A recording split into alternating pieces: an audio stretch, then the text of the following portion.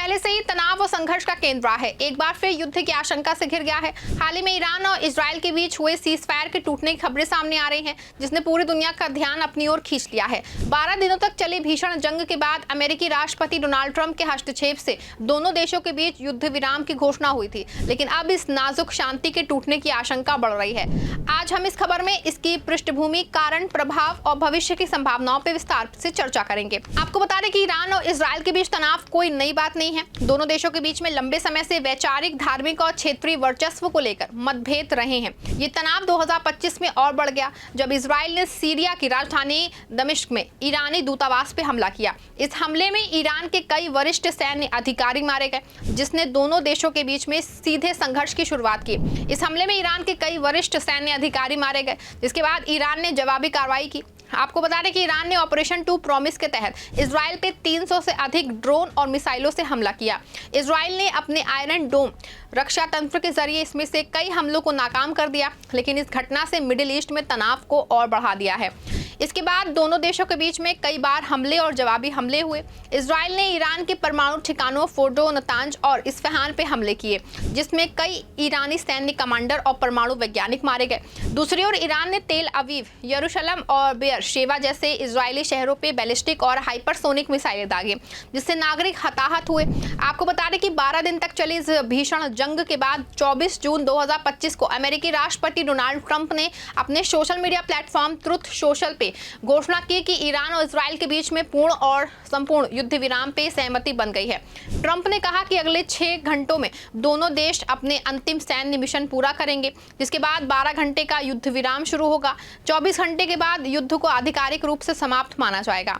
वहीं समझौते में कतर की मध्यस्थता महत्वपूर्ण थी। कतर के प्रधानमंत्री शेख मोहम्मद बिन अब्दुल रहमान अल थानी ने ईरानी अधिकारियों के साथ बातचीत करके उन्हें सीज फायर के लिए राजी किया। ट्रंप ने इजराइल के प्रधानमंत्री बेंजामिन नेतन्याहू और ईरान के सुप्रीम लीडर अली खामेनेई की सहन शक्ति, साहस और बुद्धिमत्ता की तारीफ की और इसे मिडिल ईस्ट में शांति की दिशा में एक बड़ा कदम बताया। आपको बता दें कि ट्रंप ने एक इंटरव्यू में इसे दुनिया के लिए शानदार दिन बताया और कहा कि इस युद्ध विराम से मिडिल ईस्ट में शांति की शुरुआत होगी।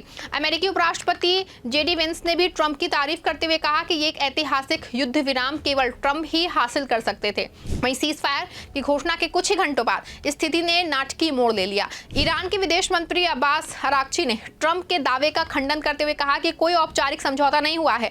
अराक्ची ने स्पष्ट किया कि ईरान युद्ध विराम तभी स्वीकार करेगा जब इजराइल अपनी गैर कानूनी आक्रामकता को पूरी तरह रोक दे, और उन्होंने ये भी कहा कि ईरान इजराइल और अमेरिका के हमलों का जवाब देने के लिए तैयार है। इसके साथ ही ईरान ने कतर में अमेरिकी सैन्य अड्डों अल उदेद पे मिसाइल हमला किया, जिसको ईरान ने अमेरिका द्वारा अपने परमाणु ठिकानों पे किए गए हमलों का जवाब बताया। ईरान ने उतनी ही मिसाइलें दागे जितने बम अमेरिका ने ईरान पे गिराए थे, जिससे ये संदेह मिलता है कि ईरान युद्ध को बढ़ाने से बचाना चाहता है, लेकिन पीछे हटने की भी तैयारी नहीं है। आपको बता दें कि इजराइल ने भी जवाबी कार्रवाई की। इजरायली सेना ने तेहरान में ईरानी सरकार के ठिकानों और फोर्डो परमाणु संवर्धन केंद्र के आसपास की सड़कों पर हमले किए। इजराइल ने दावा किया कि ये हमले ईरान की परमाणु क्षमता को सीमित करने के लिए जरूरी थे। आपको बता दें कि ट्रंप ने इस स्थिति पर नाराजगी जताते हुए कहा कि दोनों देशों ने सीज फायर का उल्लंघन किया है, और उन्होंने खास तौर पर इजराइल की आलोचना की, ये कहते हुए कि उन्हें युद्ध विराम के तुरंत बाद इतना बड़ा हमला नहीं करना चाहिए था। ट्रंप ने कहा कि मैं इजराइल से खुश नहीं हूं, और उन्होंने ये भी कहा कि ईरान और इजराइल इतने लंबे समय से लड़ रहे हैं कि उन्हें नहीं पता कि वो क्या कर रहे हैं। ईरान और इजराइल के बीच गहरा अविश्वास है। ईरान का मानना है कि इजराइल और अमेरिका उसके परमाणु कार्यक्रम को पूरी तरह नष्ट करना चाहते हैं, जबकि इजराइल को डर है कि ईरान परमाणु हथियार विकसित कर रहा है। वहीं अमेरिका ने इजराइल का खुल के समर्थन किया और ईरान के परमाणु ठिकानों पर बमबारी की, जिसमें बंकर बस्टर बम और होमटॉक मिसाइलों का इस्तेमाल हुआ। इससे ईरान और गुस्से में आ गया और उसने अमेरिकी सैन्य अड्डों को निशाना बनाया। मिडिल ईस्ट के अन्य देशों जैसे सऊदी अरब और यूएई ने तटस्थ रुख अपनाया, लेकिन ईरान को रूस और चीन से नैतिक समर्थन मिला। हालांकि ये देश खुल के युद्ध में शामिल नहीं हुए। वहीं ईरान में सुप्रीम लीडर अली खामेनेई और इजराइल में बेंजामिन नेतन्याहू दोनों अपनी घरेलू राजनीति में मजबूत दिखना चाहते हैं। युद्ध विराम को स्वीकार करना उनके लिए कमजोरी का संकेत माना जा सकता है। आपको बता दें कि ट्रंप के बयानों ने स्थिति को और जटिल बना दिया है। उनकी शुरुआती घोषणा की सीज फायर लागू हो गया है ने दुनिया भर में राहत की सांस लेने की कोशिश की, लेकिन ईरान के खंडन और दोनों देशों द्वारा हमलों के जारी रहने से उनकी विश्वसनीयता पर सवाल उठे। कुछ विशेषज्ञों विशेषज्ञों का मानना है कि ट्रंप की जल्दबाजी में की गई घोषणा ने स्थिति को और बिगाड़ दिया। बता दें आपको, ट्रंप ने बाद में दोनों देशों पे सीज फायर तोड़ने का आरोप लगाया और आपत्तिजनक भाषा का भी इस्तेमाल किया, जिससे मिडिल ईस्ट में तनाव और बढ़ गया। उनकी टिप्पणी थी कि ईरान मिडिल ईस्ट का सबसे बड़ा आतंकी समर्थक है और इजराइल को चेतावनी दी कि वो अपने पायलटों को वापस बुलाए, जिसने दोनों पक्षों को और उकसाया है। वहीं सीज फायर के टूटने की आशंका ने मिडिल ईस्ट में पहले से मौजूद तनाव को और बढ़ा दिया है। इस क्षेत्र में पहले से ही सीरिया, यमन और लेबनान जैसे देशों में संघर्ष चल रहा है। आपको बता दें कि अगर युद्ध फिर से शुरू होता है तो हिजबुल्लाह जैसे ईरान समर्थित समूह इजराइल के खिलाफ सक्रिय हो सकते हैं। ईरान ने स्ट्रेट ऑफ होर्मुज को बंद करने की धमकी दी है, जिससे वैश्विक तेल आपूर्ति प्रभावित हो सकती है। ये जलमार्ग दुनिया के 24% तेल व्यापार का रास्ता है। वहीं इजराइल के हमलों में ईरान में 639 लोग मारे गए, जबकि ईरानी हमलों में इजराइल में 24 नागरिकों की मौत हुई। युद्ध बढ़ने से ये संख्या और बढ़ सकती है। ईरान इजराइल युद्ध का भारत पे भी गहरा प्रभाव पड़ सकता है। भारत में 90% कच्चे तेल का आयात मिडिल ईस्ट से करता है, जिससे 40% स्ट्रेट ऑफ होर्मुज के रास्ते आता है। वहीं अगर ये जलमार्ग बंद होता है तो भारत में तेल की कीमतें बढ़ सकती हैं, जिससे महंगाई में इजाफा होगा। इसके अलावा भारत का मिडिल ईस्ट के देशों के साथ 41.7 अरब डॉलर का व्यापार है।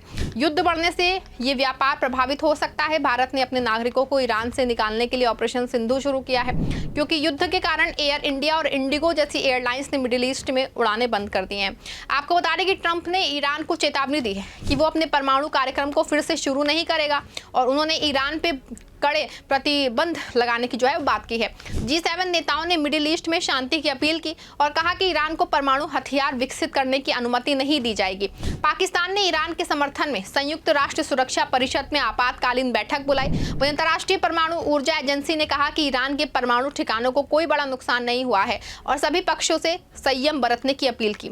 सीज फायर के टूटने की स्थिति में मिडिल ईस्ट में युद्ध का दायरा बढ़ सकता है। विशेषज्ञों का मानना है कि अगर ईरान और इजराइल के बीच तनाव कम नहीं हुआ तो ये क्षेत्रीय स्थिरता के लिए खतरा बन सकता है। हालांकि कतर और अन्य तटस्थ देशों की मध्यस्थता से शांति वार्ता फिर से शुरू हो सकती है। ईरान राष्ट्रपति मसूद पेजेश्कियान ने कहा है कि वो युद्ध का विस्तार नहीं करना चाहते, लेकिन इजराइल और अमेरिका के हमलों का जवाब देंगे। दूसरी ओर नेतन्याहू ने दावा किया है कि इजराइल ने अपने सभी युद्ध लक्ष्य हासिल कर लिए हैं। वहीं ईरान और इजराइल के बीच में सीज फायर का भविष्य अनिश्चित है। ट्रंप के बयानों ने इस स्थिति को और कठिन बना दिया है, क्योंकि उनकी जल्दबाजी में की गई घोषणा और उसके बाद में दोनों देशों पर उल्लंघन का आरोप लगाने से अविश्वास बढ़ा है। मिडिल ईस्ट में शांति के लिए दोनों पक्षों को संयम और समझदारी दिखानी होगी। भारत जैसे देशों को भी स्थिति पे नजर रखनी होगी, क्योंकि इसका असर उनकी अर्थव्यवस्था और नागरिकों पर भी पड़ सकता है। देखते हैं आने वाले वक्त में क्या होता है। इस खबर फिलहाल इतना ही। आप देखते रहें 4 PM। धन्यवाद।